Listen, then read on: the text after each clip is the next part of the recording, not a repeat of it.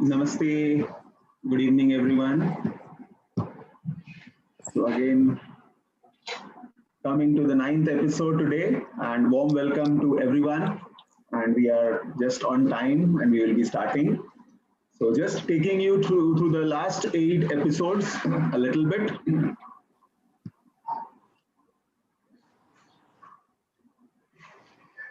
Okay, we started with a bang with the first episode with Anil Singhvi, S. Naren, Ramdev Agarwal, Navneet Munot, and Mr. Patil, which was the kickstart, and we really had a good understanding about the whole journey which we will be all going through, and this is what we are on the ninth episode today.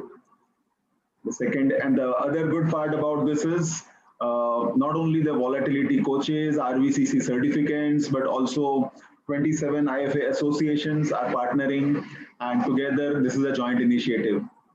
The second episode was about Dr. Radhakrishna Pillai, and then Professor Ajay Pathak from ICFI Business School and 5 of our coaches. Then we had learnings from Bollywood with Saurav and Amit Bhai, Mahesh Bhai, Devendra ji, all of them were there. Then we had a little technical session which was on intellectual property, which was liked and appreciated by everyone. Most of the time we need these services and also our clients.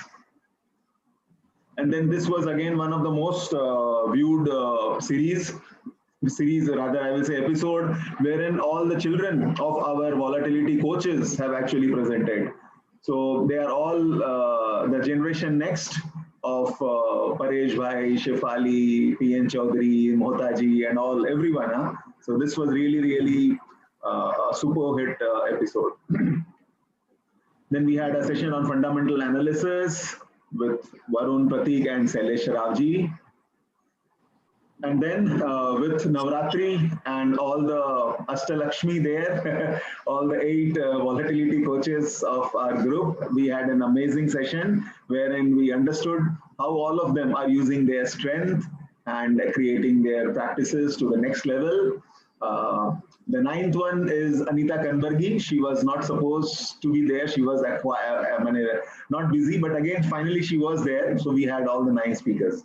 So let's have a little glimpse of all the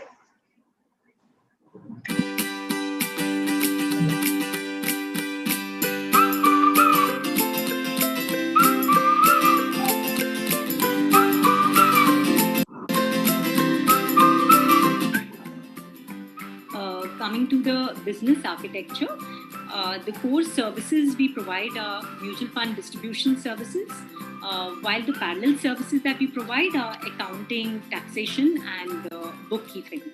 I consider a very strong point is empower your staff. They are really a backbone of the business. I used to really get shocked at how naive these women were. Okay, I was somebody who So the COVID has taught us why you should save, especially for the youngsters, working class. Majorly, it's been a lesson why it is very important to save and invest. Currently मैं financial literacy पे काम कर रही हूँ Tihar jail में, जहाँ मैं prisoners को फाइनेंशियली लिटरेट करती हूँ. And I'm working with transgenders, and in the pipeline is I'll be working with the state workers of Assam. Earning money, Swati, is very easy, but managing it is very difficult. So if you come to know how to manage money at early age, you will make wonders for yourself. We are into mutual fund. It's a complete bouquet of all the products which we are catering to our customers. And that's a brief introduction of mine actually. I believe our clients, no matter who they are, they deserve the best services. And everyone ensures these points. And we are doing pretty well in this business. And when I'm little good at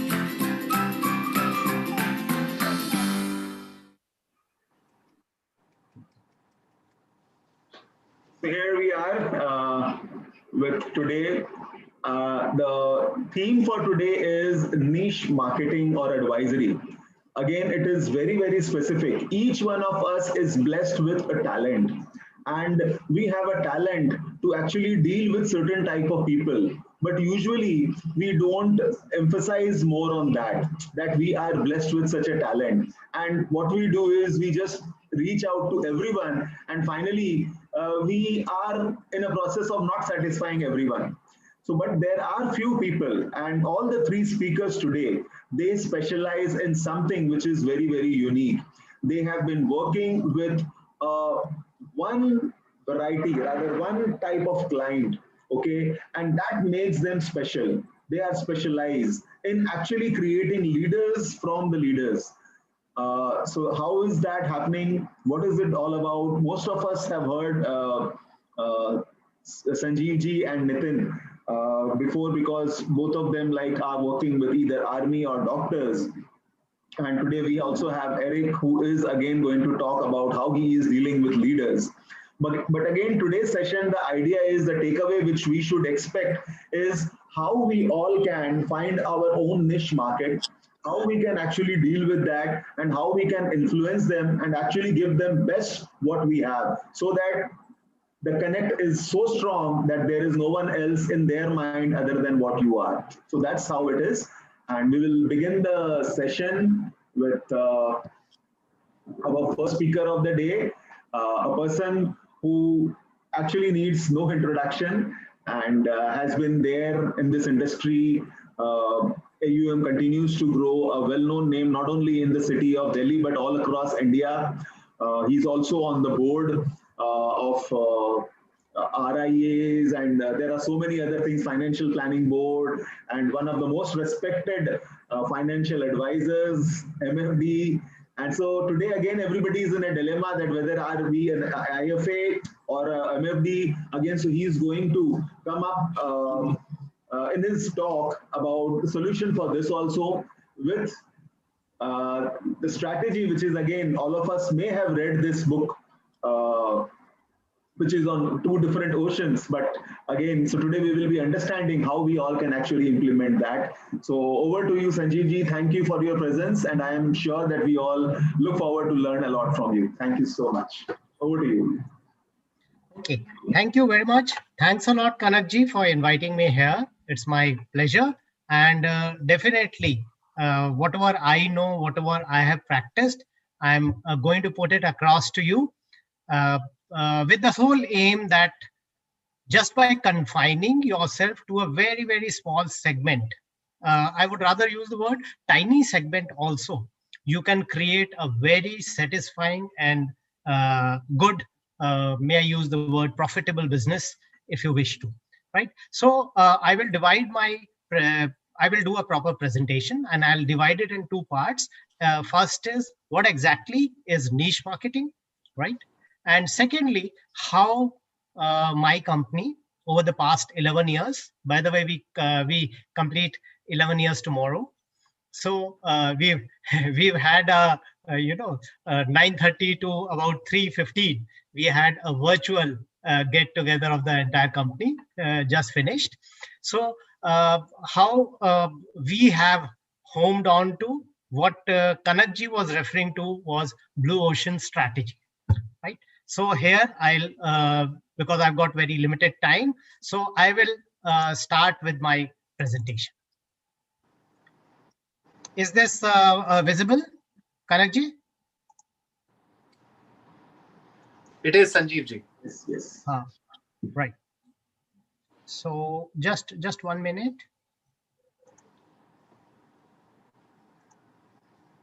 Okay. So this is what I'm going to say, niche marketing. Please make it your own calling if you get convinced after what I have to say, right?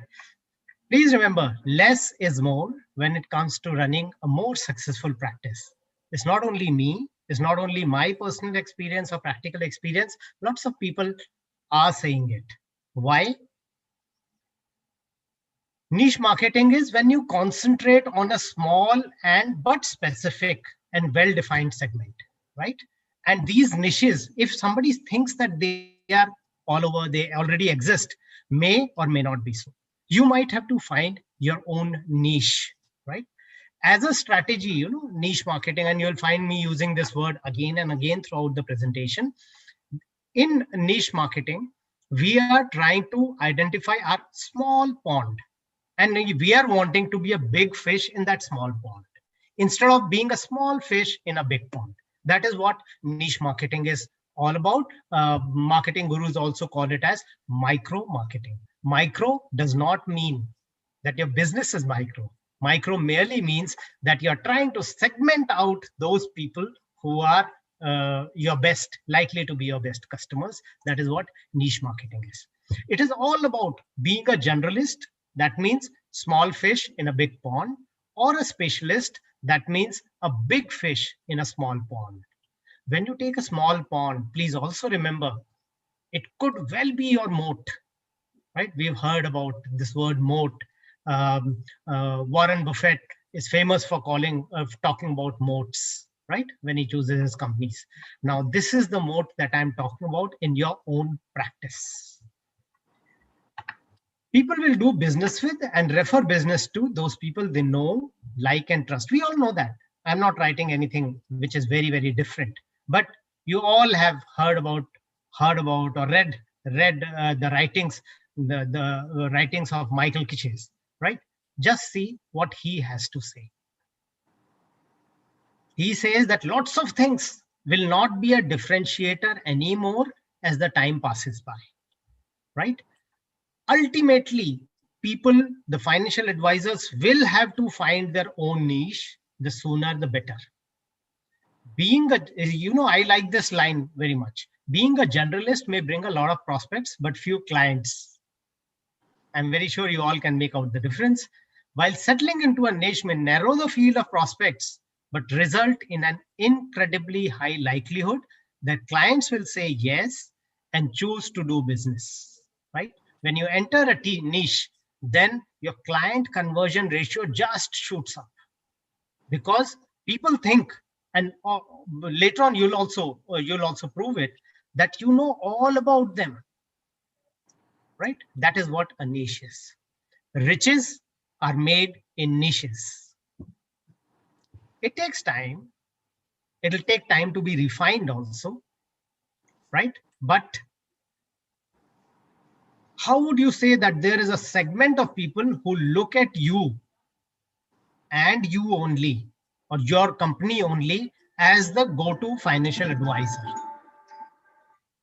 You would love that, isn't it?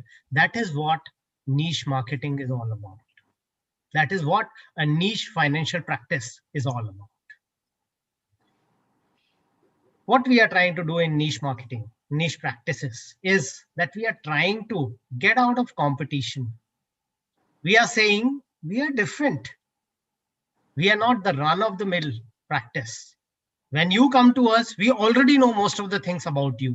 We already know your fears. We already know your requirements. We already know what are you going to aim for. And hence, you don't have to tell us all that. If you have any special requirements, tell us. Otherwise, we understand your world, is what niche marketing is all about.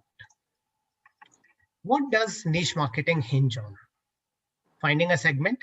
Definitely. Most of you would say, oh, I specialize in nothing.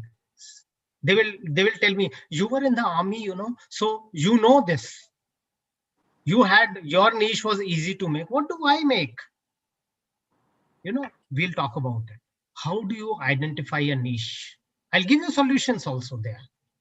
So you find a segment which interests you, develop a solution for that, research it, find out what is that niche all about, whether it is doctors or it is athletes, or it is painters, or it is artists in general, or is it people above a certain age or people below a certain age, whatever. A niche can be made into, anything can be made into a niche, right? And marketing to that segment to get the word out, and positioning oneself as the best and the only choice.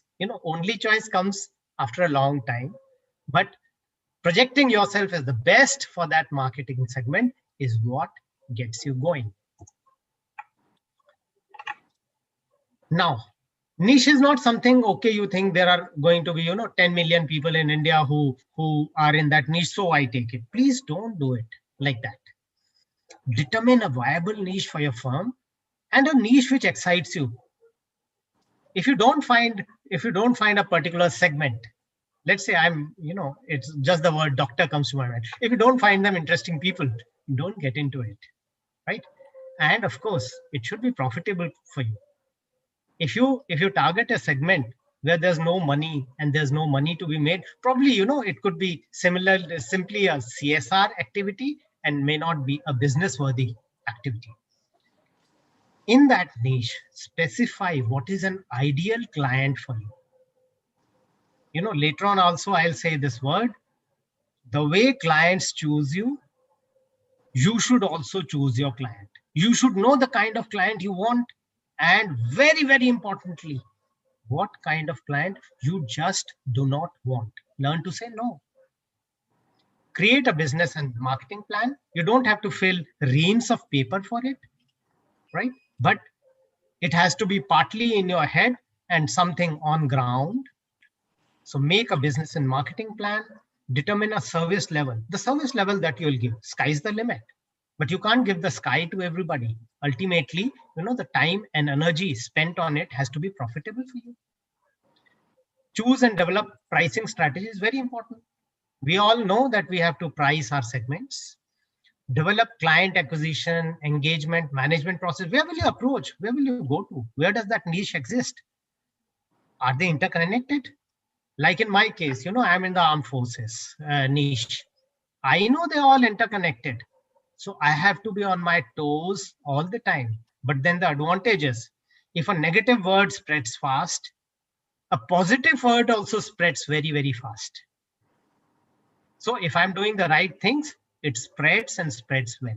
You also have to find, if your niche clients are found in a particular club, if they are found in a, if they all go to a race course on a Sunday, you should be there. And monitor the processes which you create to run the business. So we come to, what is an ideal client? Think about it.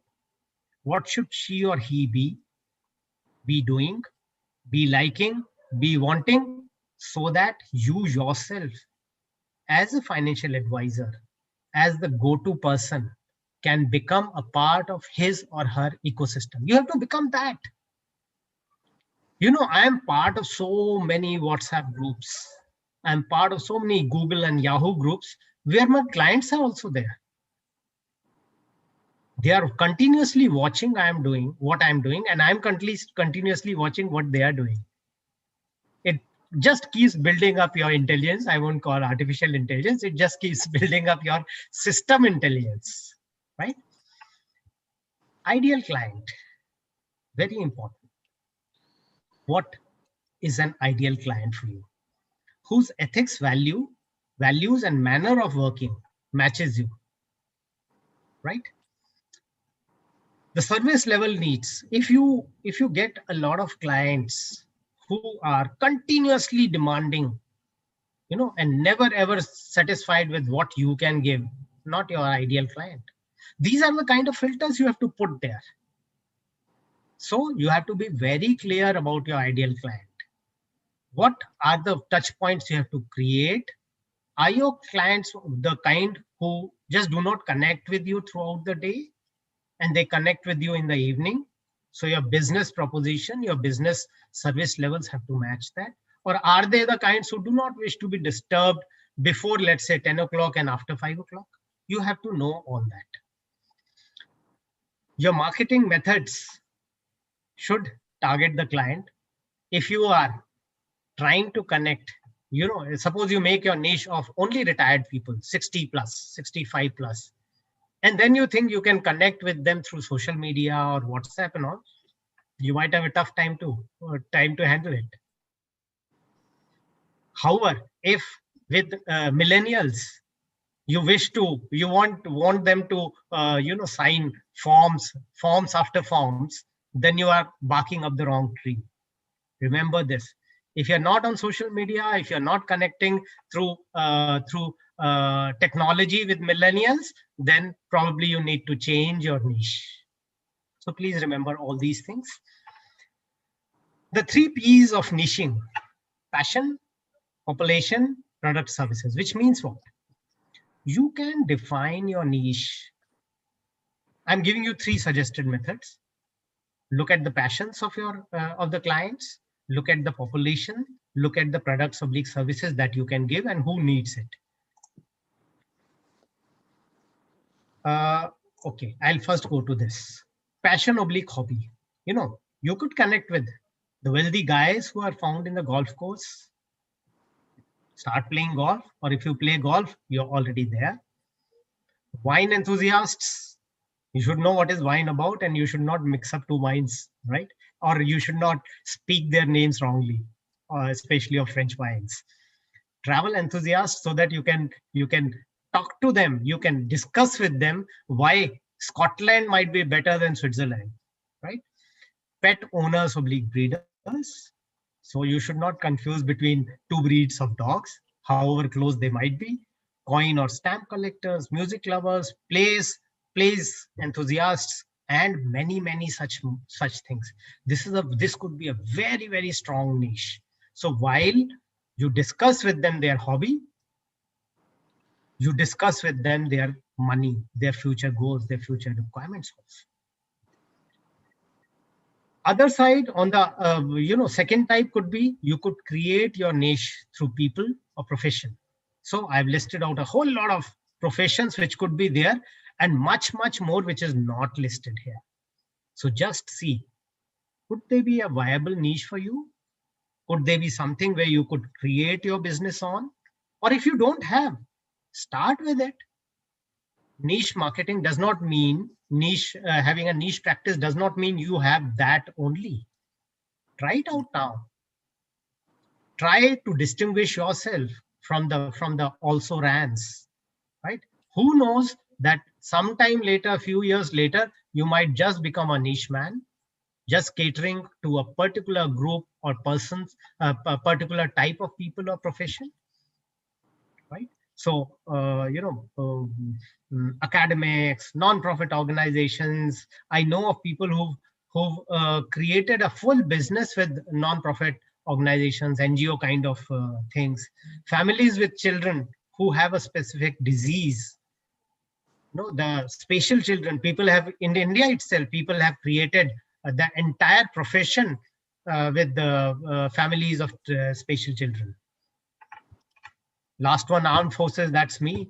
So we take only armed forces people and nobody else, and we found it very, very satisfying and profitable. Or you could take something like entities, right? Housing societies, government organizations, companies in a particular location, right? So Himachal Pradesh Baddi, or some industrial areas somewhere near your city. Schools only, where school teachers or the school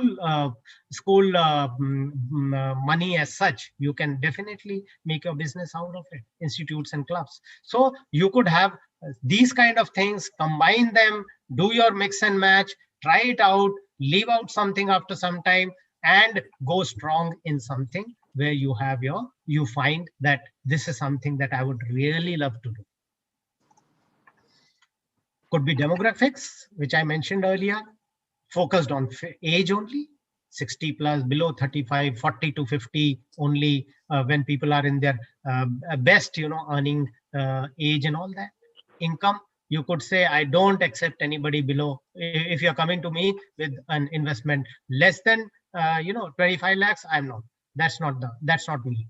You could define things like that. Net worth. So, there are very, very many ways. And if you already have a practice, try to develop a niche. Look at all these. Can you take up something and see if it develops into something great for you? The way I showed some initial slides, I'm telling you with all my conviction that as the competition in this field grows, as disruptive agencies like SEBI come in, somewhere, unless you specialize, you will find that going getting tougher and tougher over a period of time. You could also think of only product or services consumed, right? People have made businesses, complete businesses, only out of life planning, only out of insurance, only out of estate planning, right? So you can do this, and this could be your you could become the go-to person for this kind of thing. There are few advisors in Mumbai who have slowly transitioned only to life planning, nothing else, right? And it's come out to be a very, very profitable business, and people really queue up to go to them. Now, after once we have seen what could niches be created in, how do you go about creating your business and marketing plan? It has to be very, very specific. For example, if you use social media, let's say you use Facebook for targeting, you have to realize that you can't you have to find out ways of targeting your specific customer, right? It's possible to do it. Sometimes it may not be directly, like in my case, armed forces, you cannot directly target, but I have found out ways and means of finding out how to go to that customer. How do you acquire the clients? So if the clients are somewhere in your area, if that is what you are targeting, might be easier to acquire. For me, the world is the stage. So I have about 150 clients who are outside India. So it has to be, all technology based. I cannot ask, my furthest client is sitting about 1,000 miles short of North Pole, right? So I can't ask that person to send me reams of paper. So things like that you'll have to make out for yourself. Pricing strategy has to be very clear. Pricing has to be very clear, well known. How much of service will you give to what kind of a client has to be very clear. You may have same pricing for everybody, but always better to differentiate a bit. Then client relationship management, most of you already know that. Social interaction platforms, it is always good to have social interaction platforms. And I'm not talking about, the social media platforms. I'm not talking about that. I'm talking about physical interaction as and when the world becomes better. And then how do you retain clients? Very important. What kind of service will you keep giving so that it meets the client's aspirations and the clients are retained. Now, having spoken so much, what are the advantages of a niche if it has not already become clear? More connections, more known, people do business with people who know them. Always keep that in mind, right? If you can talk to an athlete in his language, the trust is instantly built up. When somebody comes to me and he says, I'm giving my example. If somebody says, I'm posted in 121 brigade, none of you would know what is 121 brigade. I know 121 brigade is the one which is sitting in Kargil. So I don't have to rack my brains to know that. He also knows what he's talking about. And I know if he's sitting there, then I might as well get, everything on the technology. He may not even have an internet connection available. Also creates more efficiency because your entire team is geared up towards it. And you are confident that you know at least half of this person's requirements, right? Instant advantages that will come to you. Clients will come to you. Once the word spreads, clients will come to you. For example, I think in the past 11 years that my company has been in existence, we might have gone to 4 or 5 clients' houses or office. And that too, in case there was an emergency or they were, confined to bed or something like that. We don't go to their offices or houses. They come to us. So clients will come to you. Can you imagine how much time, energy, money do you save when you or your people don't go to the clients? People will more easily find you online. People will remember you better and refer to you. You know, most of our clients, most of the prospects who come to us, they've been referred by people who are not even our clients. So these are the advantages which happen. Now, this is all that is about a niche. I link that to blue ocean strategy of my company. Now I come to specifics as to what have we done in the past years, because of which we have been able to get the clientele that we have. See, this is Blue Ocean Strategy. It's a very, very famous book written by Chan Kim and Rini. Very famous book, available everywhere. The main theme of this book is, do not try to get into head-to-head competition unnecessarily, because cutthroat competition results in nothing but pain. Shark infested ocean, the authors have likened it to. So lasting success, I'm reading the last line, lasting success comes from creating blue oceans, untapped new market spaces ripe for growth. You know, I still remember in 2009 when I was leaving the army and I was getting into this segment, and I told a few of my friends that we will only be having armed forces people as our clients. So one of my friend came home and told my spoke to my wife, do you know what is this guy doing? Why are you letting him do this stupidity? Do Fauji's ever talk about money? You know, what is the advantage of this? Don't let him do this stupidity of getting into the army and getting into this kind of a thing. That is what he said. Of course, 11 years later, his views are totally different now. But that is what I had thought of, and my mindset was largely shaped by this particular book. How is blue ocean created? Demand is created rather than fought over. If you have to fight for creating a demand, probably it's not your blue ocean. And of course, the premise is that there is ample opportunity for growth, and it should be profitable, and it should be a rapid opportunity, which you should be able to tap with ingenuity, with your hard work. You create blue oceans in two ways. You launch something absolutely new, like Google did, like eBay did, or you create a blue ocean within a red ocean. Again, the example is like my company. There are thousands and lakhs of financial planning companies and investment companies in the country. So there is a red ocean there, and I created my small, tiny pond in that when I started. So blue ocean strategy is, it can create a brand equity that can last for decades. In my case, at least it has lasted 1 decade at least. Let's see. These are the kind of companies that have created their blue ocean. We all know about these companies, right? Ultimately, it's a new way of getting customers. How did we create? We conceptualized and registered it 1st November. Tomorrow, 11 years we complete.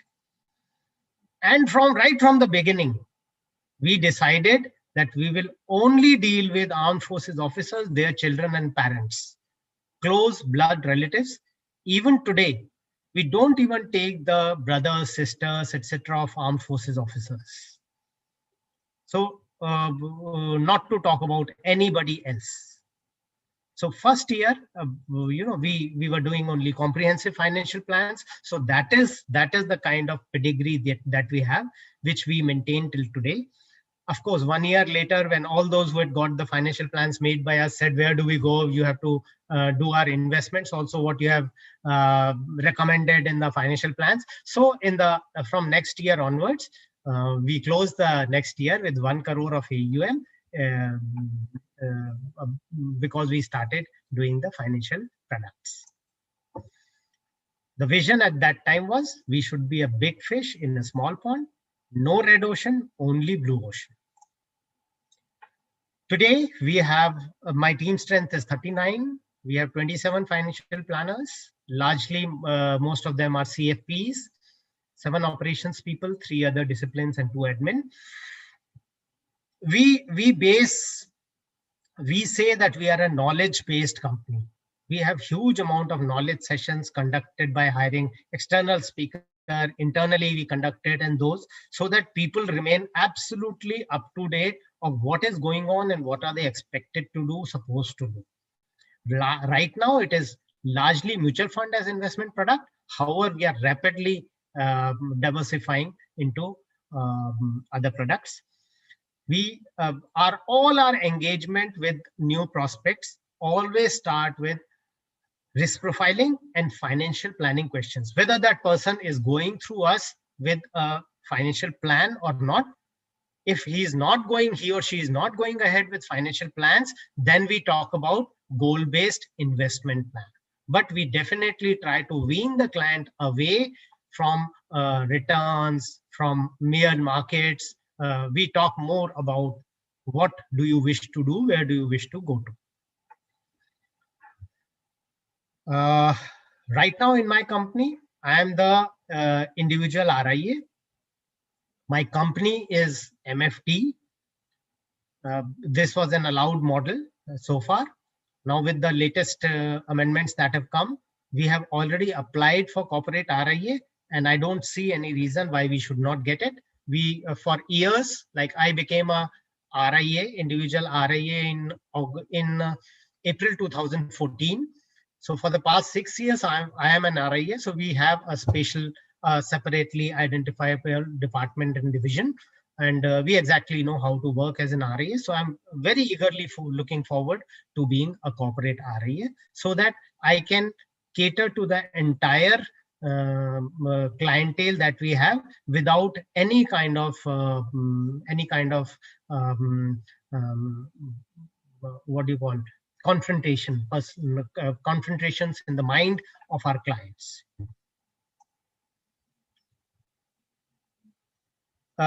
We choose our ocean. We have chosen our ocean. We also choose our clients. Every month we have about 15 to 25 new clients. But on the other side, even within our ocean, within our pond, there are many clients we say no to, where we feel that somehow their philosophies do not align with ours. You have to keep this in mind, and we are very, very clear about whom do we say yes, and more importantly, whom do we say no to as our client. And we choose the attraction point as the life and financial planning. Make them comfortable. Knowledge plays a big role. We only do products in which we believe. So if we have to do life insurance, then we have never ever in the past 11 years, we've never done anything other than term insurance, whether that is remunerative to us or not. Same thing applies to almost everything that we do. We try to give a level of service that they desire and dream of, and we exactly know what are their pain points, which we can cover. So last one, again, repeating, choose your clients as your clients choose you. You might temporarily lose some clients, but the word will go around that this company, this person, this IFA works like this, and hence after some time you start getting only those kind of clients. I'm very, very confident. I've seen the kind of the way it has worked out for my company. Technology should be the enabler, the biggest enabler you have, because it will also make clients' life easy and safe and state-of-art operations. I don't think I have to say much about it. We all know very well how technology has shaped up and how it can make our life and the client's life much better. So we are using NSE platform right now. 99% or maybe more of our clients are on NMF2 platform. We also have a redundancy on MFU, and we use Dropbox. Right now we are using InvestWell, but we are in the process of shifting to iFast. We use GDocs, G Sheets, other parts of G Suite very, very, very extensively. My complete office is networked. entire thing is networked, and we have tiered access structures to keep confidentiality. Then we are being a Fauji, I'm very careful about security, data security. So we have enterprise level antivirus solutions and hardware firewalls and things like that. Now, this is a very, very important page. Ethics is everything. See, once you get into a niche segment, once you try to get into niche segment, please remember, it's once you have established yourself there, very easy, much easier to get clients. But then if things are going wrong, if there is a problem about ethics, then the word will spread faster than your positive things are spreading. It will spread like, if I may use the word, wildfire. Never compromise on ethics and what you stand for. Sometimes one may lose a big deal, one may lose a big client, but you'll get bigger clients, you'll get more clients. So define for yourself, what level of ethics do you work at, right? Ethics also has levels. So what level do you work at? Try to work at the highest possible level of ethics, where you can say no to certain things, even if they are financially lucrative. Detachment, yet engagement. Only engage with prospects who are right for you. We don't do any cold calling ever. We only engage with clients who are either referred to us by somebody, or most of the people register on our website, and that is where we get our maximum clientele from. I also do a lot of webinars now, and earlier it used to be the IAPs, investor awareness programs throughout the country. I used to physically go and do it. Conversations that you have, you should talk about goals, financial goals, what are your future requirements, rather than what kind of returns will the investment get you. Please remember, we have no control over returns at all, ever. We are not the manufacturer of anything at all. We are just giving somebody else's products, but we can definitely control, we can definitely make sure that the clients meet their future requirements if we plan things properly for them. Work to maintain your blue ocean once you have created it. Expand the blue ocean when the need arises. Like, I already have the plans. Suppose I find that I'm reaching an impasse, that I cannot expand my blue ocean the way it is structured now. I've already got plans how I can increase it. Also keep an eye on the Me Too's who are coming. Like with our success, with my company's success, there are lots of people who jumped into the fray, posing as they are working only for armed forces. So you have to keep yourself ahead of the competition, and also identify when can your blue ocean turn red. Correct it well in time. Now, marketing, we do not do any cold calls. We don't fatigue our clients. Of course, we are very, very active on the popular social media that my intended clientele, that my prospects and clients use. So they are not on Pinterest, I know that. They are not much on LinkedIn, I know that. But I know they are on Facebook. They are also going to Twitter, and Instagram is becoming popular. One thing I have not written here is everybody is consuming a lot of video. So about 4 months back, we've started our YouTube channel, and there are plenty of videos we've already put there. WhatsApp, everybody is on WhatsApp nowadays. So WhatsApp broadcasts are very, very important, extremely important for you. For us, and webinars, etc. everybody must be doing. On Wednesdays, twice in a week, we are sending newsletters to them. The first one on Wednesday, we call them financial cocktail samosas, where we write very short snippets of things which they can consume very, very easily, even on their mobile. And we write a full-length article every Saturday. These are the challenges that I'm facing now. And if you think of niche marketing, these could come to you also. that we are scaling up very fast. The number of clients are adding up very fast. So it is very easy to lose your client centricity, which should not happen, right? Somewhere when you start giving loose rope to your team, then sometimes your ethos and values, which are the cornerstone of your company, could get compromised. May not be entirely, but to a large extent, you have to be very, very wary of that and very conscious of that, and you have to keep monitoring that such a thing never ever happens. And that is true of any advisory, whether niche or not niche.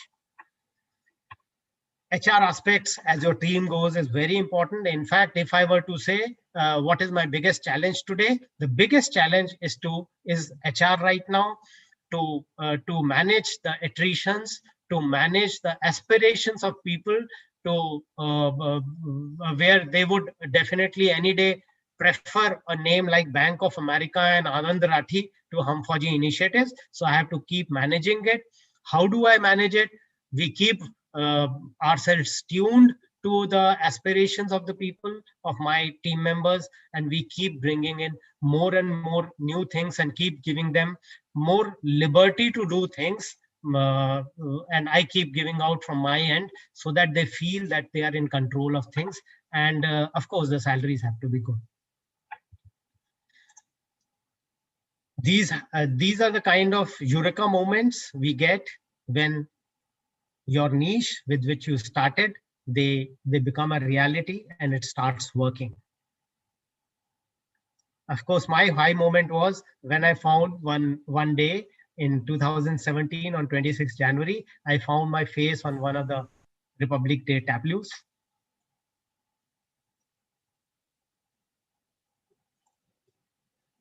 These are our numbers. I'm just showing these numbers to say, there can be pretty fast. You can grow at a fast clip if you do this. Of course, 1 year, like for everybody, has been slightly low, but we're not worried because our number of clients has definitely increased. People haven't gone out, but they got worried and took out some money, and we let them take out the money because if they are worried, let them feel confident. How do we maintain our blue ocean? Have a meaningful logo, like you see our logo here. It doesn't leave any doubt about what we are and what is the kind of clientele we work with. And here we've very clearly written our subtext, our values, your trust.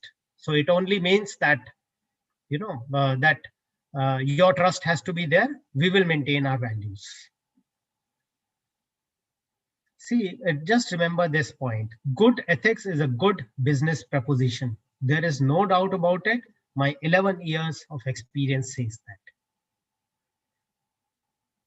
Learn about behavioral aspects of clients, more for your team people. We all know that knowing behavioral finance is the most important thing of running this business, but our team members typically don't realize that. So we have to do that. Okay. I think this is my last slide. My 2 bits for budding advisors. Okay, I think this has come out to be a repetition. Give your team members a reason to be proud of the company where they work. So I keep telling them, some of the topmost armed forces officers today in the country are our clients. So I say, you saw this photo? This photo is of this person who's your client. So these kind of things, they feel good about it. With this, I come to the end of my presentation. I hope I've been able to put across the point that I tried to. And in case there are any questions.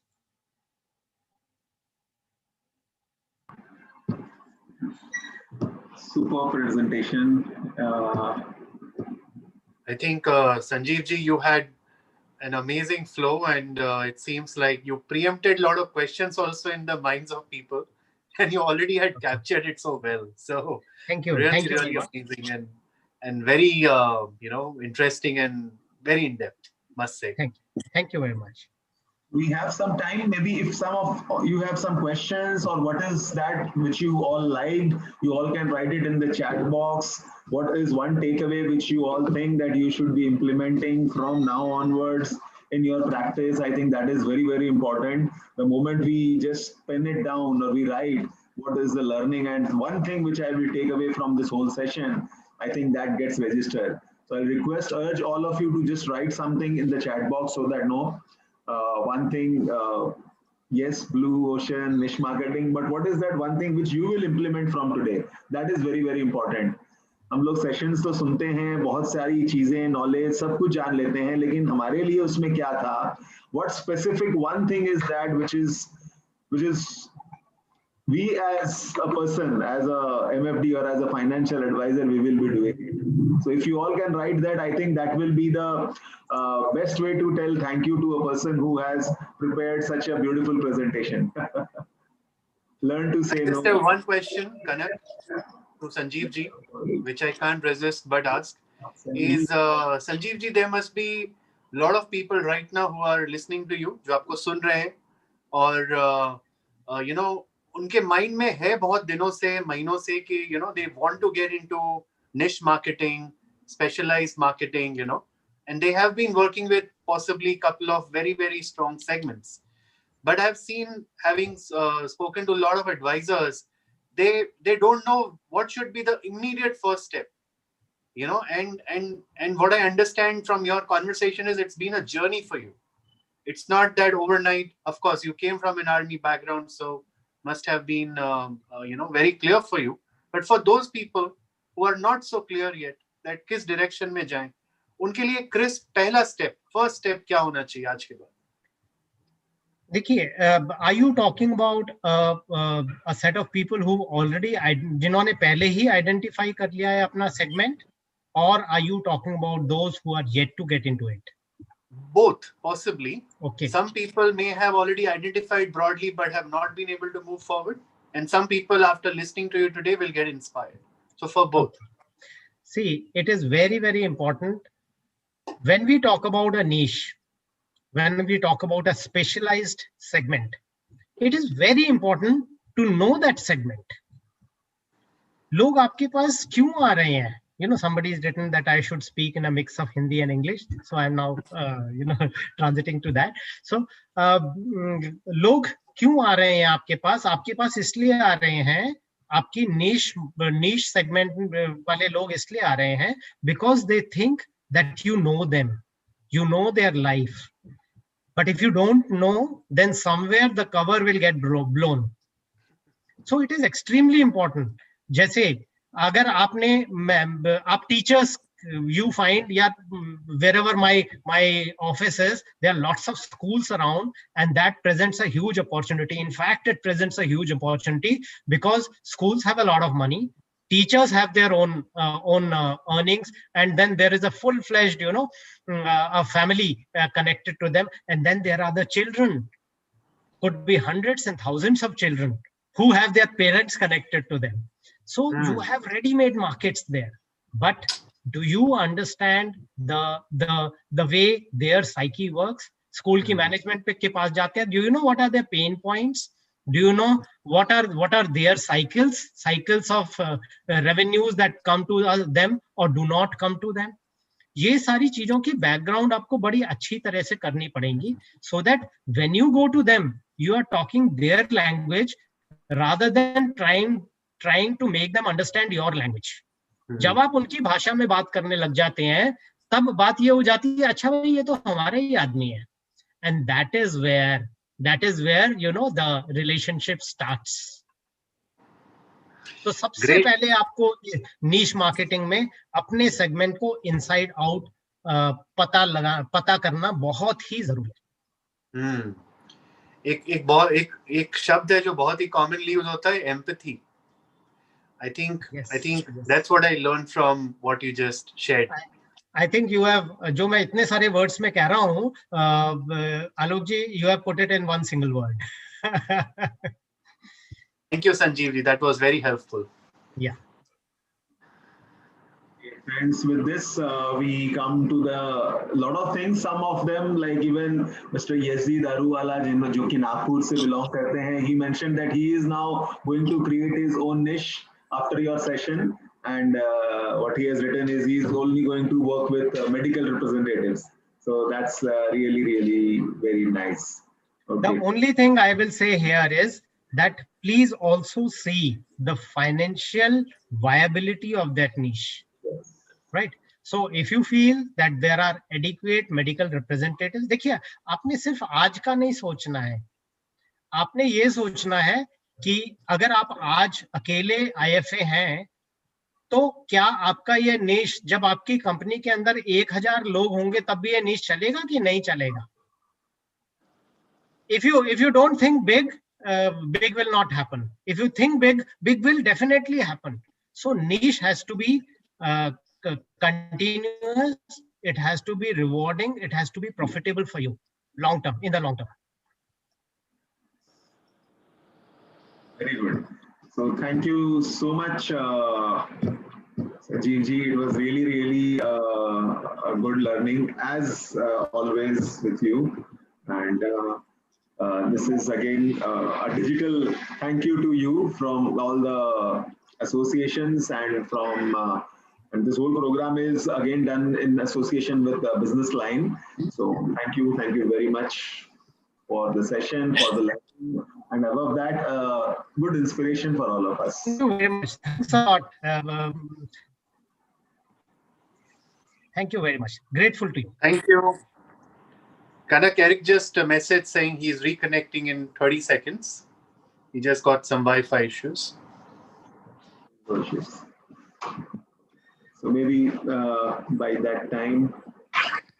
So friends, this was really, really interesting. Anybody would like to speak out something which he or she, Yezdi Daruwala ji, if you would like to speak till the time Eric is coming, or maybe know something which you think you will be implementing ASAP in your practice and whatever you are doing, or anyone else, if you would like to just add to that, okay, please do share. Because the next speaker who is going to come, he is again a very, very special person. He is now in India, but he is based out in USA. And he is again dealing with only leaders, okay? And he is a person who has, maybe Alok will introduce him, and once he is there. And what attracted me, I think we all are looking for creating a technology platform and all, So he is the one who has been instrumental, and to some extent he has been very, very helpful in the Zero Dha type robo advisory platform also. So maybe and but again, his niche is again working with leaders and identifying certain things and then working with them. So again, he's not a finance guy. He's nothing to do with the finance industry. But again, I thought we should have something in between Nitin and Sanjeev ji, so that we can have a little learning from a different point of view also. Yep. So I think Kanak, Eric has joined back. You could just check. You could give him access in the name of Bloomstack, possibly.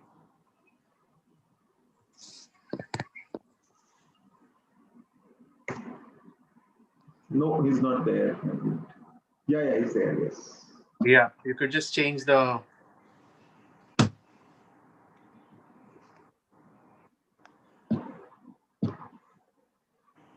All right. So there, I think, without delaying much, friends, we have a very special speaker guest today, all the way from, I don't know whether to say all the way from America or whether to say India, because while he has spent a majority of his life in US and traveling all over the world, setting up multiple businesses. But as far as I know him, he's since last 3 years doing some cutting edge work in India, as well as like rest of the countries. As far as his background and all is concerned, I think all I would say is that he's a very charismatic personality, and having set multiple businesses, consistently during his tenure. Right now, he is focused on empowering entrepreneurs globally. And while he could be speaking about technology, he could be speaking about some very niche industries. Recently, we all know that Bollywood in India was caught up in some very interesting sort of conversations around cannabis and stuff and all. So I think Eric can speak about that as well. And on that note, I would like to shift focus to Eric directly and let him only speak about it and introduce what he does and what can he share for us. Over to you, Eric. Namaskaram, everyone. Thank you, Alok, and thanks everybody for having me on. First thing I want to say is congratulations to the 95 people that are on this, because everybody else isn't. And what that means is, in your industry, you guys took a Saturday afternoon to expand your minds and to grow a little bit, and to be outside of the ordinary and in your own field and what you're doing, causing a little bit of disruption, or at least being not normal. Because unfortunately, at least, we experience this a lot in America, and I'm sure you have it here as well. Normal in jobs often can be the average person who's just kind of going through the motions because they're not terribly excited about what they're doing. And in that case, especially in the world of financial advisors, it matters to somebody like me. If I'm going to go to somebody like you, I want to know that you have my interests in mind. That's what's important to me. And if you're not taking the time to improve yourself for your clients, then you're just like all the other people that are sitting there doing nothing or watching Netflix on a Saturday, which there's nothing wrong with that. But I want to congratulate all of you, because you are going above and beyond, and that's exactly the kind of people that I like to work with. The last speaker, he brought up so many great points, and quite frankly, if I was teaching a class on sales, there were a lot of things that he said that I would re-emphasize and talk about a few more times. But I'm not going to redo his presentation. We'll do a different one. But with this one, I want to bring up one really key one that I heard come up a lot in what he was talking about. And that's in, when I've trained many top salespeople, and I always train a very specific process. I train the only 4 reasons why someone won't buy something from you. And it's kind of great if you know what those 4 things are and you can address them, then by definition, you always get the sale. Of those 4, sorry, I'm getting a power here. Of those 4, the 4 reasons why someone won't buy something from you: no trust, no need, no help, and no hurry. That's it. That's why someone won't buy something from you today. There are no other reasons, but we won't get into that today. The one I want to focus on, though, is the one that you can't even proceed to the next step without, and that's trust.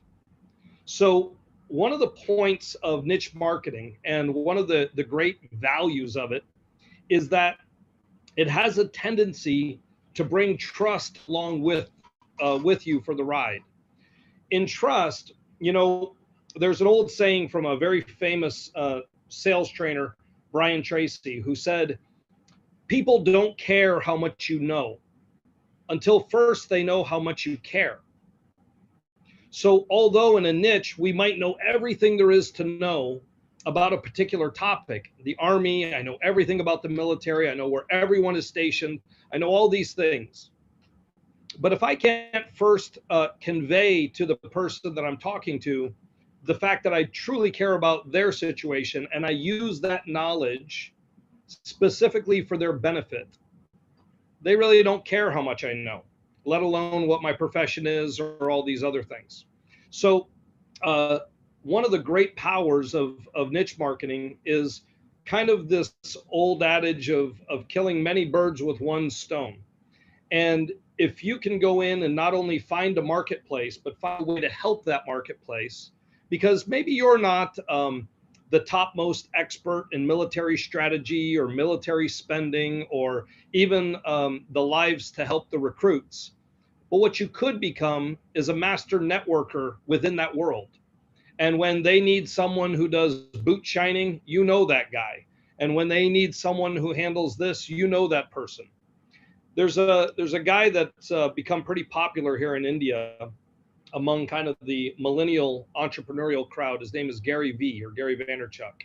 And one of the things he's famous for saying is, when you go in and you're going out into the world and you're trying to build your business, give, give, give, then ask.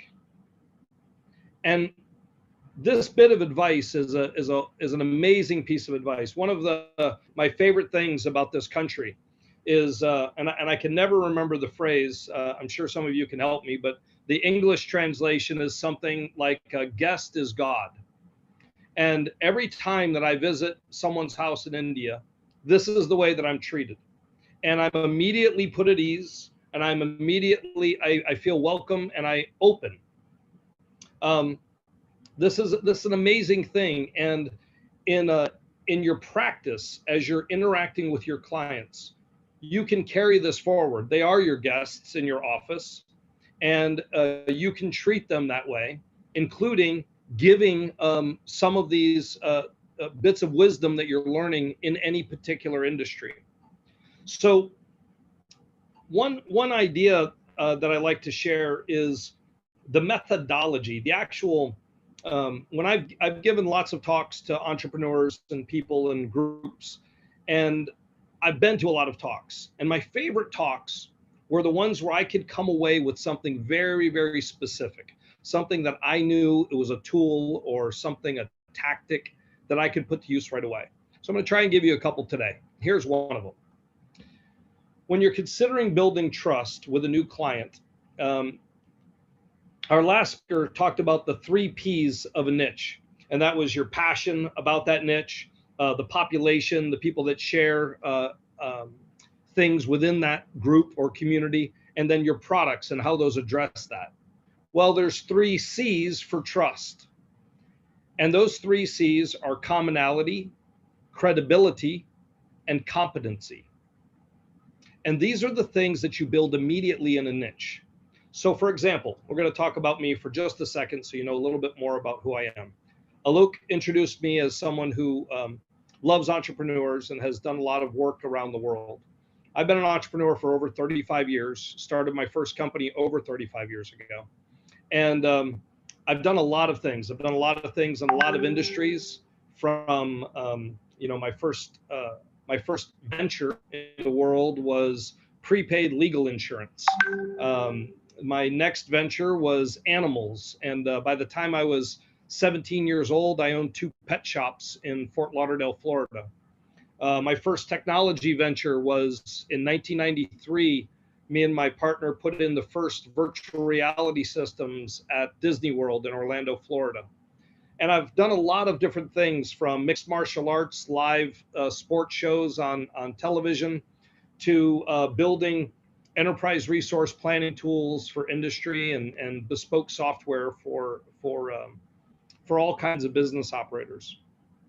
But in that realm, what I've gotten to is I've learned a lot about these various industries. Each time I jumped into one, I learned a lot about it very quickly. And what happens is, this latest one that we're doing, if you wanted to start a company today, that your intention was to displace Oracle Business Suite, SAP, and Microsoft Dynamics in the marketplace, you probably wouldn't take that product and go try and be all things to all people and compete with those guys head to head. You'd be crushed. So we took a different approach. Although this is my long-term intention with Bloomstack, my current company, I had to strategically think about how to bring this company to market.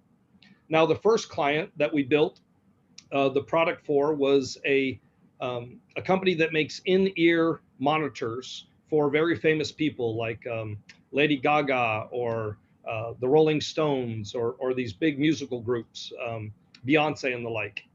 But once I realized that the platform that we had was special enough to be generalized to everyone, having been an entrepreneur for so long, I knew that getting into a niche was really my best way to enter the market. So I chose one. And, you know, picking these kind of 3 C's, I chose something that I was passionate about. I chose something that had a big and growing population. And I chose something that our products would match very, very well. And in our case, it was the legal cannabis industry in the United States. And now that's expanding to the legal cannabis industry around the world. It turns out, for those of you that don't know, the cannabis plant has 2 primary species. One is called the sativa and one is called indica. And the word indica comes from India because it's native to this country. And if you know much about some of the ancient stories and you see Shiva with his chillum as kind of one of his favorite plants. And it turns out it's one of the 5 sacred plants described in the Vedas.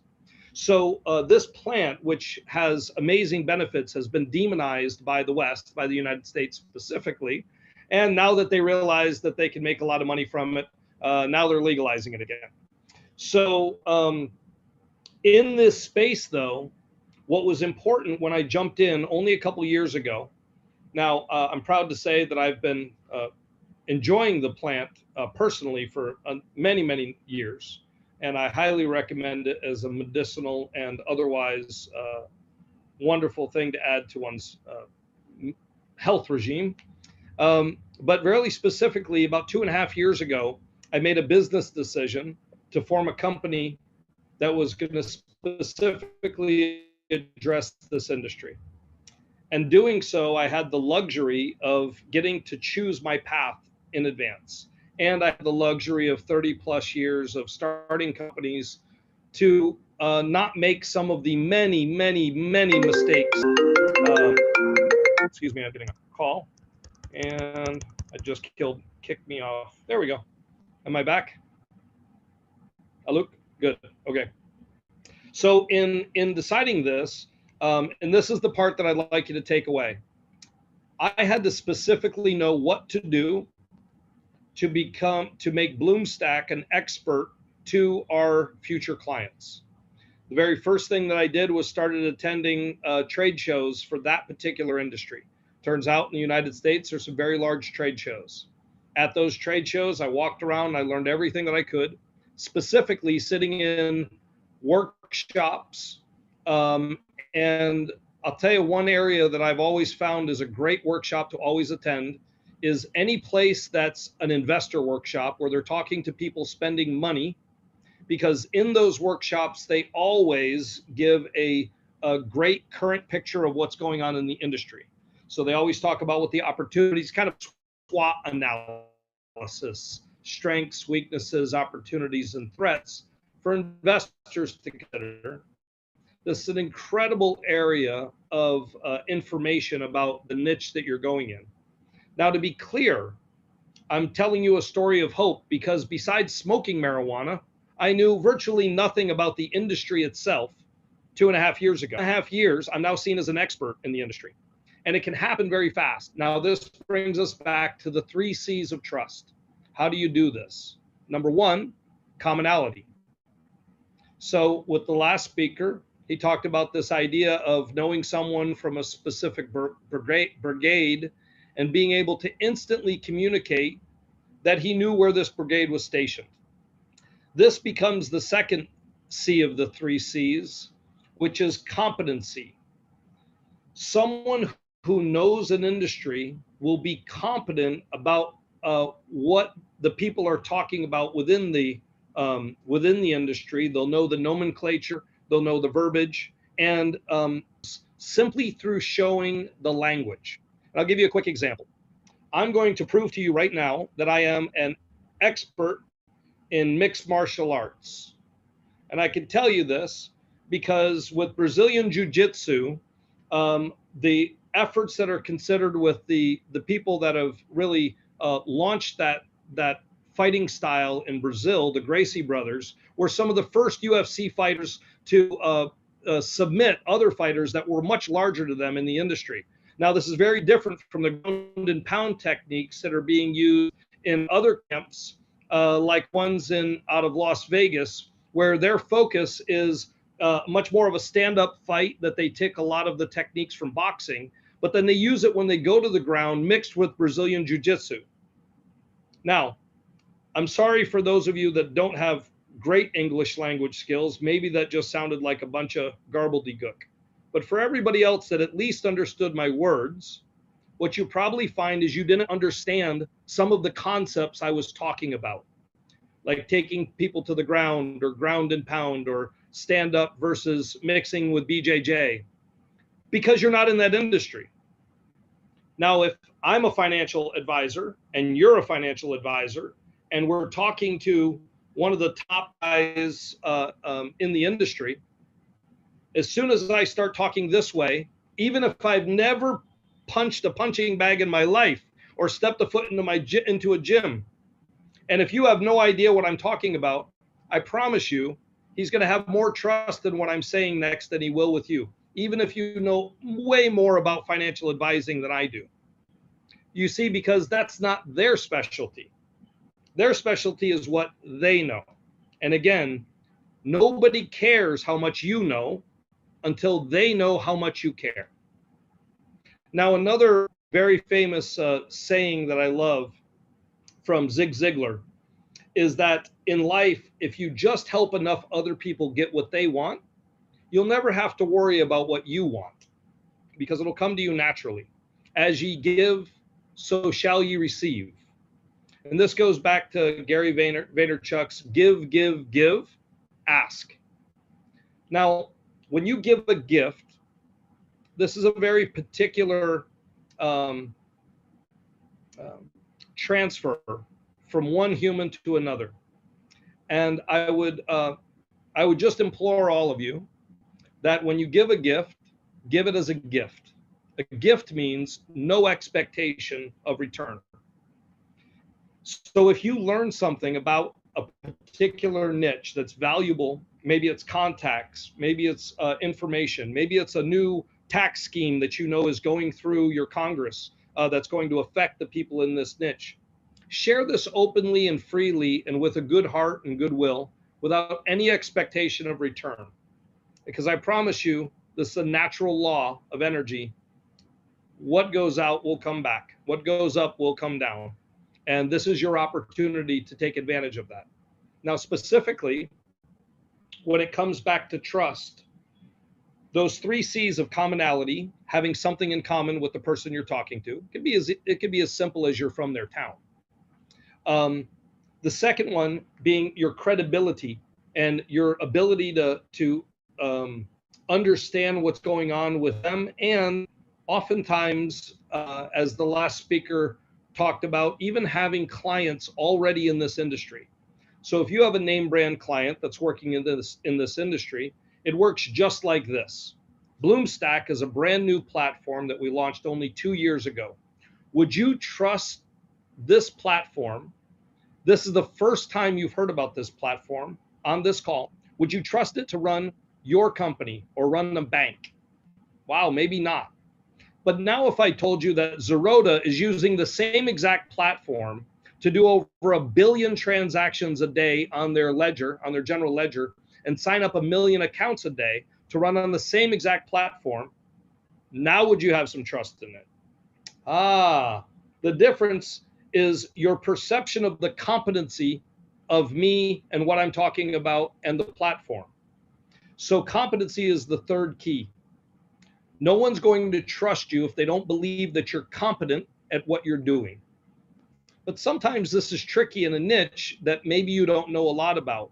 So search hard for the problems and challenges this niche faces, and think hard about what your experience and training and the products in the marketplace could do maybe to solve some of these specific challenges. One quick example from our industry. The processing of the plant into many, many products goes through first the process of extracting the oil from the plant. So in the marijuana plant, unlike industrial hemp, it has high levels of THC, which is the psychoactive chemical that gives you the high, that makes you euphoric. So if you're going to make a brownie or a cookie, the first thing you have to do is get this oil, get this chemical out of this giant, 6 foot tall plant that's basically a weed, a big bushy weed. So they use this equipment, high pressure CO2 extraction or ethanol or methanol extraction, and it goes through several processes that are fairly complex: winterization, decarboxylation, re-entering terpenes into the formulas, and testing along the way. Well, unfortunately for these operators, very fortunately for us as a company, they're inundated with regulations imposed by the government. So the government of California, the state government, has imposed several regulations around tracking and tracing something called seed to sale. So they quite literally, they want to know every single seed that's planted to create every one of the hundreds of millions of plants. Every single plant gets a tag with an RFID strapped around it while it grows until it's ready to be harvested. That unique ID has to stay with every drop of oil that comes out of that plant. Before, when you make a batch of this oil, maybe a third of it goes to make cookies. Maybe a third of it goes to make some brownies. Maybe a third of it goes to make those vape pens that people use. Well, you have to be able to track it through all of this, and at every step through manufacturing, report it to the state government. Now, it turns out this is a pain in the ass for everyone, ourselves included. But it's created I feel like I'm in a disco now. Our lights are flashing. But the great thing is, I was able to take our product and make sure that we built out very specific tools and very specific workflows that address these very particular problems, unlike any other competitor out there in the marketplace. So in a similar way, if you're entering into any kind of a niche, which again, I highly recommend, is a great place, especially as you're growing your business, look for those opportunities and marry them to some of the products that you have in your stable, including look for some of the products that are particularly good for particular kinds of clients, and even employ the makers of those products, the banks that back them, the mutual funds, the whoever's that's doing retirement accounts. If they're particularly useful, maybe from a tax strategy or an estate planning strategy, these would be great opportunities to work with the bank to sponsor an event that you may put on, and then you're the king poobah of that niche at the time, right? So putting all these things together, the 3 C's of commonality, credibility, and competency will build trust nearly instantly. It's taken me right now probably about 10 minutes to gain everybody's on this call's trust in a handful of areas that you already believe me to be an expert in, and you'd probably be interested in at least exploring these topics a little bit more. And this is my goal for you. My goal for you is that the few hours that you're spending here today on Saturday, you take some of these ideas away and you bring them out to the world. Now, I know my title was to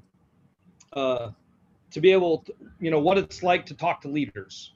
It turns out, I talk to a lot of leaders, and part of my role with this company right now in getting our very first very large enterprise clients is to talk to the biggest people. So in our last couple of clients, one of them was a billionaire of a $1 billion company that we've just onboarded. And then another one, they have over 453 other companies that they manufacture their products for. They're a contract manufacturing company. And in both cases, talking to their leaders who had been experts in their field for a long, long time, it actually is pretty simple. a lot of people might feel that going in and talking to somebody who they have some great respect for is a little intimidating. But I promise you, my experience has been that if you can go into anyone, from the person that you meet on the street, the chaiwala, to Modi himself, if you have something relevant and useful and unique to share with them, they'll love you. They'll absolutely love you. If you waste their time with the shit that everybody else wants to talk to them about, and you say the things that everybody else says, not so much. So one of the very first techniques that I'd love to share with you that I've become a big fan of doing in my life is not being normal. So I think about every interaction that I'm going to go into, and I think about that person and what their daily life is and what they would normally experience from a new guy like me coming in as a potential vendor partner or whatever the salesperson wants to call it. And the very first thing that I do is make sure that I'm not normal. And that may be, dressing out of the ordinary, or I may have something ridiculously that has nothing to do with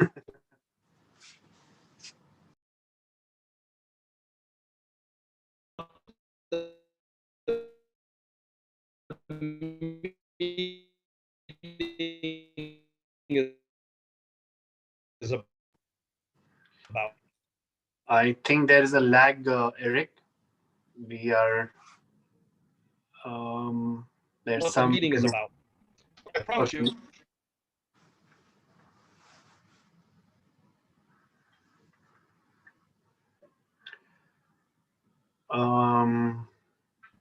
Yeah, I think we lost his. Spend a little time with me and listen. And again, it doesn't matter if you're a big leader. Time. So I encourage you to think of that. And maybe on LinkedIn. Excuse me 1 second. Hear me now. Hello. Hello. Yep, we can hear you. Okay, great. Where did I cut off? About the niche. You were talking about not being normal. Not being normal. I was just saying when you're speaking with leaders, consider the fact that a lot of times, they're just inundated with ordinary salespeople that come in that are just interested in what the salesperson wants. They really don't care about what that leader wants. And this is the first mistake. You could smell it a mile away. Someone comes in and sits in my office and they ask me a couple, stupid questions about me and my background or something that I can clearly see is leading to their sales pitch. And I'm already at the point where I'm looking at my watch thinking, man, I really don't have time for this. So when you're working with these kind of people, you don't have to be their best friend. What you have to be is interesting. Because if you're interesting, they'll pay attention to you. Turns out, if you're really interesting and you follow this niche marketing talk that's going on today, if you're really interesting, if you know everything like the newsletters that go out from the industry associations. So we joined the NCIA immediately, the National Cannabis Industry Association, of which I'm now a candidate for their board of directors. But I immediately immersed myself to the point that I always knew more about what was going on, specifically in my case with taxes and the money challenges that these guys have in the industry. Because when you're talking to leaders, often that's their biggest concern is money, which is great news for independent financial advisors, right? The other great thing is if you get to the point where you've made it into their inner circle, because they do trust you and you're not always trying to sell them something, and you gave before you ever asked anything. Maybe you went golfing with them one time, as Sanjeevji had mentioned. But in all these cases, if you do it right, the beauty of a niche like this, the personal niche, is net worth individuals have friends that have high net worths. And if that's part of the kind of group of people you're trying to reach, then that's a niche in and of itself, high net worth individuals. Or if you're in a niche, let's say contract manufacturing for cannabis, turns out you'll know other people that have businesses that do that as well. So once you become that kind of an expert, or you're known to care in that industry, this is where you can get a lot of referrals from as well, which is exactly what's happened with us in our first few clients. So I would say that in closing, I'm a big believer of going out and just trying to do something that you haven't done before. Do something that gets you out of your comfort zone. If your comfort zone, and maybe sometimes I've noticed this with many accountants and controllers that I've hired, their comfort zone is, sometimes they're a little introverted. They love numbers. They love being behind the computer and the spreadsheet. Maybe they're highly interested in some hobby or something, but this is also an introverted activity. And they don't feel comfortable pushing themselves to go out to a networking event and awkwardly standing there hoping to spark up a conversation with somebody and not knowing what to do. But I promise you, the very first time that you try to do something, oftentimes it doesn't work out so well, right? But what happens is what I believe is one of the most rewarding things in a person's life and brain to happen is you get this magical moment of suddenly knowing something that you didn't know before. This is a point where you had complete blindness to an entire area. Maybe like today, you had no one on this call except maybe Alok, because I've talked to him about it, knows about the process of taking cannabinoids out of the marijuana plant through high pressure CO2 or ethanol decarboxylation. But now you know that you don't know about it. Before this talk, you didn't even know it was a thing.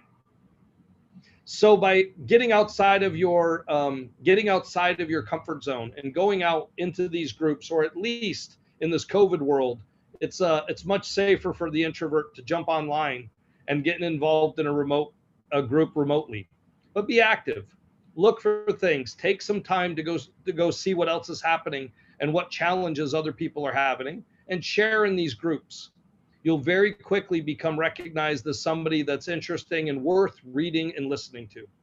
So guys, that's what I've got up to this point. If anyone has any questions, I got a few minutes to answer them. Thank you, Eric. I think that was a very enriching talk, and I'm sure our audience really carried a lot of learning from it. Kanak, would you like to say something? Or if anybody has a question for Eric from the audience, I think we can take up a couple of questions before the next speaker. If you have any question, you can just type in the chat box, comment chat box. And thank you so much, Eric, from the Financial Freedom Fraternity for being a speaker for the 21-week program, which is running all the Saturdays, and also which is powered by Tatva Talk and Business Line. Thank you so much for being a speaker. I'm sure we all will be using certain strategies, especially the 3 C's, which you have shared, and I think that will be really, really helpful for all of us. Thank you so much. You're most welcome. Okay, so friends, let's move further. And the next speaker which we have is, again, a niche marketing specialist, a volatility coach, and a financial planner, and an RIA, none other than Nitin Sawant, who belongs to not a very small city, I will say, Sangli, but also Pune now. and he has diversified, grown. I have seen him growing in last so many years, and he is having his own uniqueness. The way he is working, the team. I visited his office also. So they're all very, very nice, and a lot of things which we all can learn from each other. And so is that what we will be doing it with Nitin. So over to you, Nitin, and thank you very much. Thank you, Puneet. Thank you, Alok ji, both of you, and for inviting here to have a session again on the advising doctors. So I will share my screen.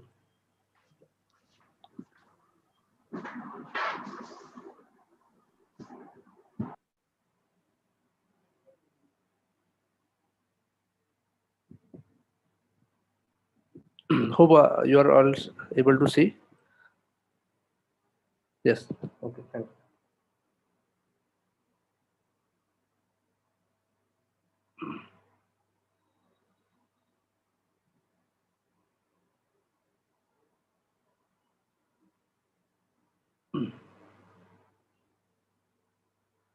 So why niche segment? That is my first slide.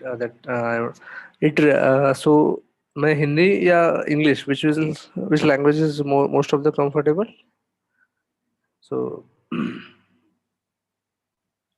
I will start with the Hindi only.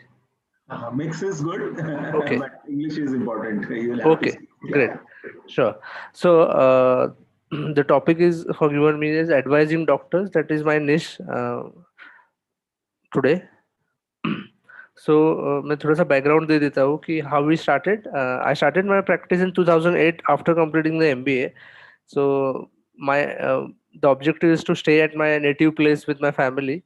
And when I started practice, I realized after MBA and advising clients, it's very difficult to getting commissions and paying that. So I started with the financial planning and charging a fee to the clients. So that makes me working on the doctors. ऐसे नहीं कि मैंने decide किया और मैंने doctors का निश practice चालू किया. जैसे मैंने बोला कि मैं उस टाइम में जब चालू किया था तब मेरी एक ज़रूरत थी कि एडवाइस करना है तो फी लेके ही करना है. तो आई रियलाइज कि doctors are charging to their clients, so why not we charge the doctors? So with that intention I have started कि हम डॉक्टर्स के ऊपर फोकस करेंगे. जैसे संजीव जी ने बोला पूरा प्लानिंग करके वैसे नहीं किया था, but that way I build my practice and धीरे धीरे ऑलमोस्ट मेरे 80 to 90% clients are now doctors. So that's the way I started my practice. So then मैं धीरे धीरे आगे बढ़ता गया तो रियलाइज हुआ कि निश सेगमेंट फोकस करना अच्छा है. तो what are the reason why you should all have a niche segment और फोकस ऑन दैट कि आपका पैशन क्या है और इंटरेस्ट क्या है समझ में आता है. जैसे मैंने बोला कि मेरा पैशन फर्स्ट डे से था कि फी बेस्ड एडवाइस करना है, इथिकली करना है, अनबायस अप्रोच से करना है. तो that is my passion and interest. So with that which are the people are in the same way working there, so I realized the doctors are there, so I started with that objective. Then I identify customers problems and need. Then I realize our doctors are mostly missell or misadvised by the bankers or different agents. So that how we as a financial planner I realize that I'm the right person to solve their problems and help them with an unbiased view and take the fee from them. So that's a problem that I identify when I started with the objective of advising doctors.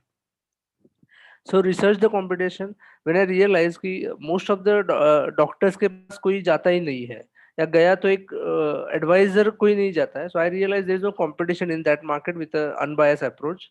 So I started with that view.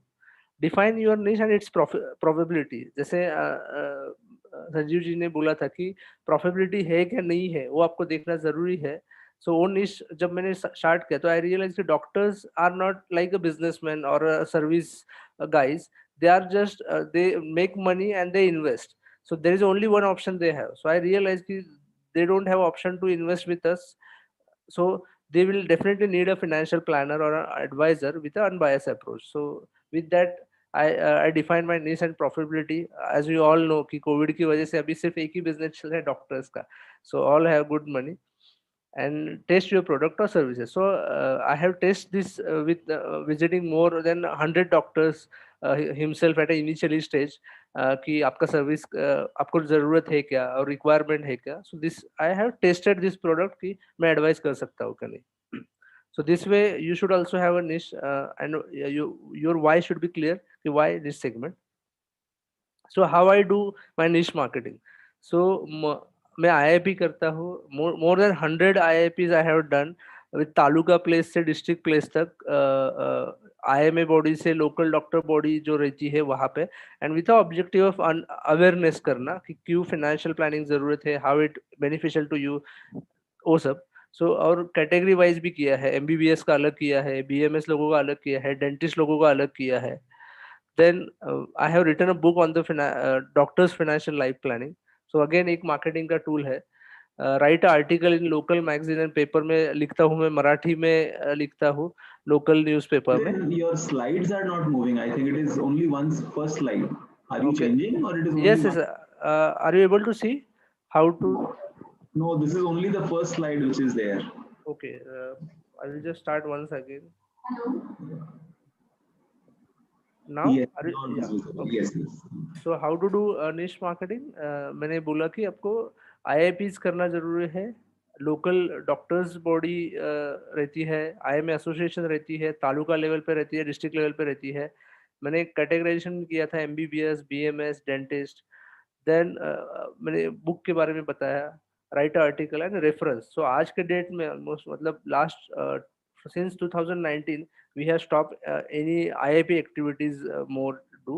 We got more of references rather than IIPs. So now एक 10 almost 11 साल हो गए. So एक level पे एक practice हो गई है. तो now I'm getting the references very powerful with the this. So you can do that kind of marketing. How what to become a specialized? आप कैसे स्पेशलाइज बन सकते हैं कि जैसे मैंने बोला कि मैंने डे 1 से क्लियर किया था कि फाइनेंशियल प्लान करके इन्वेस्टमेंट एडवाइस देना है. तो we do risk detail risk profiling. क्योंकि risk profiling is like doctors को जब आपको गोली कौन सी देनी है वो अंडरस्टैंड कब करता है, आपकी इम्यूनिटी पावर अंडरस्टैंड करके आपको एडवाइस देना है. सेम वे किसी भी क्लाइंट को एडवाइस देने से पहले उसका रिस्क प्रोफाइल अंडरस्टैंड करना जरूरी है. तो we use FinaMetrica different tools for understanding risk profile. So this is a very important tool when you speak with the client कि हम कैसे एडवाइस करते हैं. So that is a sales pitch that we give. Then personalise financial plan. हर एक client का अलग सा फाइनेंशियल प्लान होता है. ऑलमोस्ट वन डे हम पुट करते हैं मैंने डेटा लेने में और प्लान बनाने में. So that kind of customisation happen with the clients. All efforts are put make a financial plan personalized document. Then एक क्वार्टरली रिव्यू मीटिंग रखा है. हर एक क्लाइंट के केस में जब प्लान होता है कि हर क्वार्टरली क्या प्रोग्रेस रिपोर्ट होता है और हमारे साथ जुड़ने के बाद कि आपको कितने रिटर्न्स मिले हैं, उससे अच्छा आपको कितना गोल अचीव हुआ है वो हम रिपोर्ट देते हैं. So that makes a happy to the clients rather than just कितना रिटर्न्स मिला. सो एक अचीवमेंट रिपोर्ट हो जाता है which helps you give the clarity in life कि हम हमारे गोल्स के ऊपर क्या चल रहे हैं. सो what are the client retention strategies that we have used for our activity कि with unbiased, जैसे मैंने बोला कि unbiased in each and every activity. So जैसे भी सेबी ने RIA लाइसेंस लाया तो हमने पहले RIA से लाइसेंस लिया. डायरेक्ट प्लान चालू किया तो we are the offering all our clients direct plan. Then financial plan writing, हर एक client की financial plan writing हम करते हैं. Then we have a insurance broker license. It's not Nitin, your slides are not moving again. Okay. I don't know why. Okay, so I have to check. अभी आ रहा है? Hello. Yes, yes, yes. Okay, thanks. तो client retention strategy में कि हर एक client को लेते समय उसका फाइनेंशियल प्लान राइट करके उसका पूरा डिटेल हम लेते हैं, जिससे कि हमको उसके प्रोफाइलिंग हो जाता है, उसके असेट्स कितने हैं, कहाँ पे है. तो मैं जिस लोकेशन से हूँ या आई एम वहाँ पे real estate is the biggest assets for the most of the doctors. So we realise कि they don't have a financial assets. So how we can advise them. Then उनके इंश्योरेंसेस बराबर नहीं रहते तो प्रॉपर इंश्योरेंस कौन से होने चाहिए वो सब हमने वहाँ पे उनको एडवाइस किया. We advise so we have a insurance broker licence. So no bias approach in each and every activity that we do. We do comprehensive financial planning as well as इसका इम्प्लीमेंटेशन भी हम करते हैं. तो सिर्फ बताना नहीं है, उसको इम्प्लीमेंट करना है. Then quality of financial plan की सीरियस एफर्ट्स लेके उसको राइट करना और उसको प्रेजेंट करना फाइनेंशियल प्लान, ये होता है. System oriented working, continuous efforts to perform all the activities in a systematic way through set processes. So एक हमारा एक प्रोसेस है कि डेटा कलेक्शन करना, फिर डेटा सबमिट करना, data submit data entry operator करते हैं with the help of clients, then financial planning team को जाता है डेटा प्लान राइट करने से, एंड वो फाइनेंशियल प्लानर ही क्लाइंट्स को प्लान प्रेजेंट करता है. So this is a way we are working. So we are using best platform to give the great and same experience to all. So we are using a different platform to plan writing, execution के लिए for the experience of all. अच्छा experience देना और linear experience देना ज़्यादा important है, तो हम वो use कर रहे हैं. मैं फिर से slides शायद अभी भी दिखा होगा. Okay. So what are the solutions and products we or fee schedule we have? We have solutions like comprehensive financial planning, investment planning, goal planning, and stock advisory. Products, we advise a mutual fund, ETF, stocks, and insurance. So we charge fees on the AUM basis and financial planning fees monthly and quarterly. All the clients are fee paying. We don't onboard client only for the transaction purpose. So not a single client we have for the transaction purpose. All the clients pay the fee on the our whatever we advise. So again, the next slide. So now this is the last slide, that if you have any questions, you can ask, because so that's the way I work.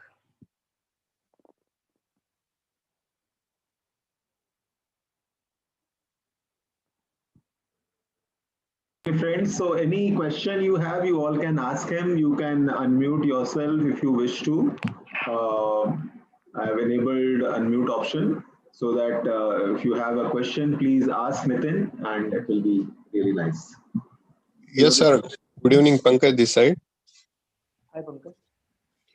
Sir, how you approach a doctor first? Means if he doesn't come through a referral, how you initiate the first interaction? Yeah, good question. So as मैंने पहले ही बताया था कि IIPs मैंने की थी, तो वहाँ पे एक मेरा रैपो बन गया था, एक एज अ स्पीकर वहाँ पे हो गया था. तो वहाँ से हम, जब आप IIPs करते हैं इंडियन मेडिकल एसोसिएशन या डिफरेंट लोकेशन पे, तो वहाँ पे एक एक्सेस मिल जाता है कि आपको they definitely give the appointment. So knocking करने की जरूरत नहीं है, आप IIPs कीजिए डॉक्टर्स के, तो वहाँ पे आपको अपॉइंटमेंट मिल जाती है. एक बार आपने उनको बता दिया what you are, and with the right way you set the meetings with them, definitely they give the time. And now again मैं जैसे बोला कि 2019 से बहुत सारे चेंजेस किए हमने ना. बट मैं एक चीज बोलना चाहूंगा, बीच में बोल सकता हूँ कनक जी? Yes, please ask questions. Suman is also having a question, so all of you can ask. Yeah. Suman ji, खत्म हो गया आपका? No, I need to. Yeah, hi Nitin. Great session. So my question is that see, the IIPs which you do for the doctors, how is it different from a regular IIP? Because it's a segmented this thing, right? So what is that additional this thing you do as part of that? That's my first question. And the second question is, as you had mentioned in your presentation, that majority of them have this real estate as their asset class, right? Which even like a tier 2 city, I am from Visakhapatnam, I also face the same challenge. So how do you convince, or what are the main biases they have, and how do you handle them? These are the two things I have. Thank you. Okay, thanks for asking the question. So पहले जो बोला आपने कि can you repeat the first question that you mentioned? Hello. Yeah, the first question is how do you how the IIP for the doctors is different? Okay, yeah. So आजकल doctors के जो issues है, क्या है doctors के issue, आपको उनकी pin problem क्या है वो आपको अंडरस्टैंड करना चाहिए, देन वहाँ पे वो एड्रेस करना है आपको. ओके, तो जैसे कि उनके पिन पॉइंट्स क्या है, they don't have a time, lack of time is the biggest issue. So how you can help them to giving one roof solution to all our advice. उनका इश्यूज है, then उनको unbiased advice नहीं मिल रहा है. So being unbiased advice, how you can do, so that points you can demonstrate at your presentation, then definitely they will open up at IIP. Okay, so that uniqueness you have to maintain. जैसे मैंने किया है, मैंने बोला कि I have a team of people who handle the doctors, and then जैसे मैं बोला कि unbiased advice है, client से fee लेके charge करता हूँ, तो ये मेरा एक unique proposition हो गया when I deal with the doctors. Second जो आपका क्वेश्चन था कि टीयर 2 सिटीज में डॉक्टर्स के प्रॉपर्टीज है या हाउ वी डील, तो we are not here to sell कि आपका प्रॉपर्टी सेल करो. We need to have increase the allocation in financial assets.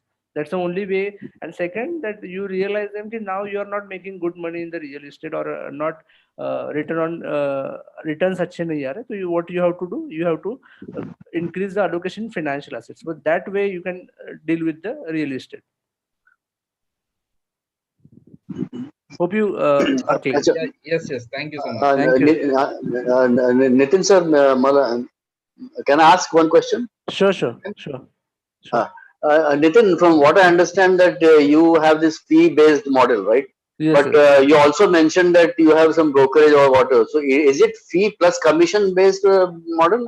No, also? No. Or only purely fee-based? Only purely fee. I have an insurance broker license, which is for the insurance execution purpose. That is not related to any kind of capital market product like SEBI have.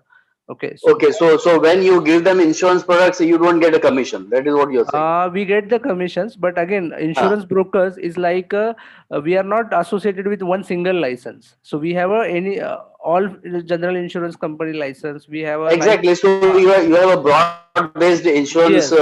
Yes. On the table. So, but whenever you pitch it to the client and he buys it, then you do get a commission there, right? Yes, we get the commission for insurance. Yes. Right? So that is my entire out of 100 rupees, So, I'm getting 4 to 5 rupees as a commission from the insurance. That is for the purely for the giving the service, not to make money in that portion. That is our objective. So one more question. So for insurance, it encompasses all life insurance, general insurance as well. Yes, all. Yeah. Everything. So all. Okay. Yes. इसका licence जो process रहता है insurance का, वो policy बाजार की तरह है आपके पास भी? हाँ. Yes. Same वही है. Yeah, not a policy bazaar. We have other brokers in the industry, like NJ brokers I am working with right now for the insurance execution purpose. Okay. आपके पास NJ के साथ हो आप? Okay. Insurance working. अच्छा Nitin sir, I've noted down your contact number. Is it okay if I talk to you later? Sure. Thanks.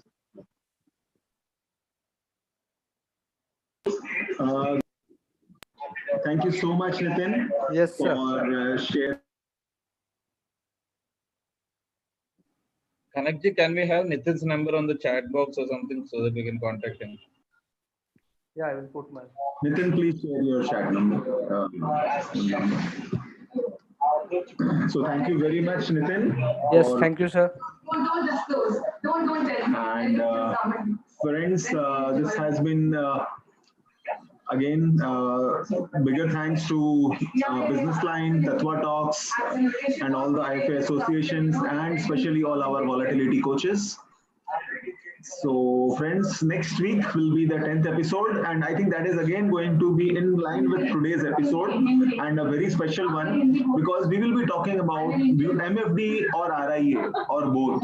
What is that you can actually look at? So the whole discussion will move around MFD, RIA or both, and we have Mr. Abhinesh Kumar, founder of Insys Analysis from Lucknow, who will be speaking, and we have two IFAs, MFDs from Chennai, one from Hyderabad, and two from Kerala. So from Kerala we have the Kerala Associations, and Chennai is IFPA Association, and from Hyderabad we have David John. So we will have really a nice interaction next week. We really look forward, and the week after that we will have a session for youth, how you can actually make onboard clients who are like youth, college goers, people who are students and all. So very interesting topics coming across.